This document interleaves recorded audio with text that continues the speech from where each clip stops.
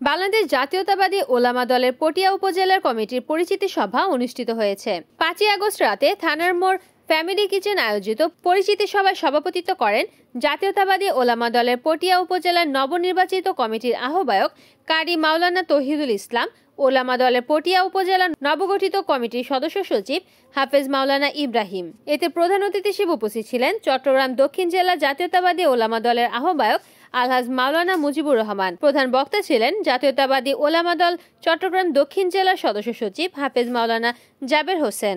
বিশেষ অতিথি ছিলেন সংগঠনের দক্ষিণ জেলার সিনিয়র যুগ্ম আহ্বায়ক মাওলানা মোহাম্মদ ফোরকান উদ্দিন। বিশেষ বক্তা ছিলেন দক্ষিণ জেলা ওলামা দলের যুগ্ম আহ্বায়ক মাওলানা মোহাম্মদ মহিউদ্দিন। অনুষ্ঠানে বক্তব্য রাখেন বাংলাদেশ জাতীয়তাবাদী ওলামা দল পটিয়া উপজেলার যুগ্ম আহ্বায়ক মাওলানা মোহাম্মদ বেলাল উদ্দিন, যুগ্ম আহ্বায়ক কারি মাওলানা মোহাম্মদ আসগর হোসাইন, যুগ্ম আহ্বায়ক মাওলানা মোহাম্মদ শাকওয়াত হোসেন, যুগ্ম আহ্বায়ক পটিয়া উপজেলার মাওলানা মোহাম্মদ মাহবুব সহ আরো অনেকে।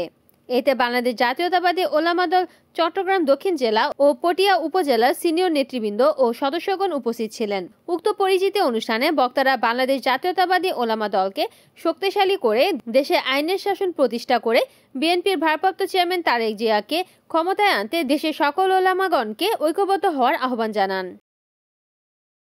রিপোর্ট করেছেন চট্টগ্রাম প্রতিনিধি সেলিম চৌধুরী, NAN TV।